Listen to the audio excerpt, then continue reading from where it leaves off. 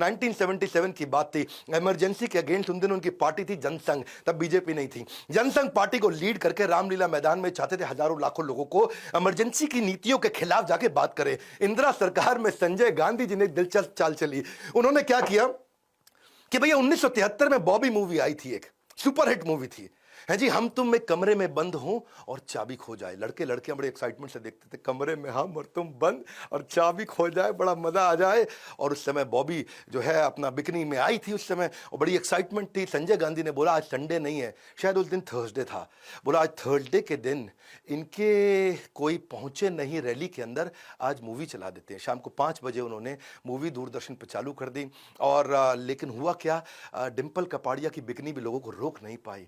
लोग चाबी खो जाए ये बात नहीं रोक पाई, हम कमरे में बंद हो जाए ये बात नहीं रोक पाई। लोग कमरे में बंद नहीं हुए, रामलीला मैदान हजारों लाखों लोगों से भर गया। अटल जी एक ऐसे नेता थे जिनको लोग पसंद करते थे। सर्दी थी, बारिश थी, लेकिन उस दिन भी रात 10 बजे तक लोग रुके, अटल जी की सारी उस स्पीच को ध्यान से सुना। ये तो ऐसे व्यक्ति थे जो प्रेम करते थे सबसे सारे धर्मों से। ऐसा व्यक्ति नहीं जो उन पे उंगली उठा दे। समोहम सर्वभूतेषु, समोहम मैं समान हूं सर्वभूतेषु, सभी धर्मों के लिए।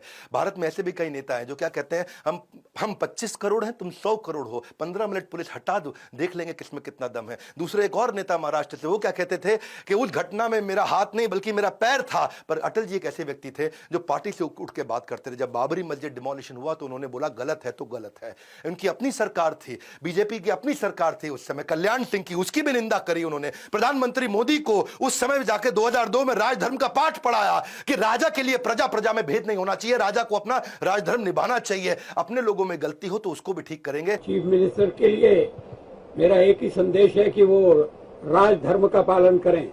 राजा के लिए, शासक के लिए प्रजा प्रजा में भेद नहीं हो सकता। कितनी सुंदर बात है ना, एक राजा को अपना राजधर्म निभाना चाहिए। ये राजधर्म निभाते थे, राजनीति कभी गंदी नहीं करी इन्होंने। वोट मांगते हुए सामने वाले की नीतियों पे कठोर प्रहार तो करते थे, पर पब्लिक में आके बोले मैं ऐसा आदमी नहीं हूं जो कांग्रेस की 50 वर्ष की उपलब्धियों पे पानी फेर दूं। ऐसा करना देश के पुरुषार्थ पे पानी फेरने जैसा है। ये सामने वाले के अच्छे काम को रिकॉग्नाइज करना जानते थे, उसकी कमियों को भी उजागर करना जानते थे।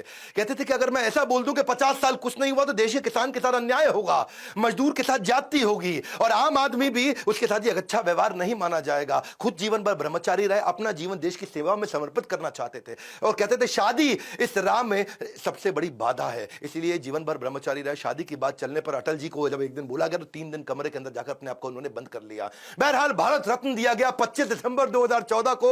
अटल जी उस समय शरीर से बहुत कमजोर हो चुके थे। 27 मार्च को उनके घर जाकर के उस समय के राष्ट्रपति श्री प्रणब मुखर्जी ने आवास में उनके पहुंच के उनको भारत रत्न दिया। 16 अगस्त 2018 को वो इस देश को, इस पृथ्वी को अलविदा कहकर चले गए। मैं जी भर जिया, मैं मन से मरूं, लौट कर आऊंगा, कूच से क्यों डरूं। कूच मतलब अब जाने का समय आ गया है। प्रति वर्ष इनका जन्म देश में गुड गवर्नेंस डे के नाम से मनाया जाता है, सुशासन दिवस के नाम से मनाया जाता है।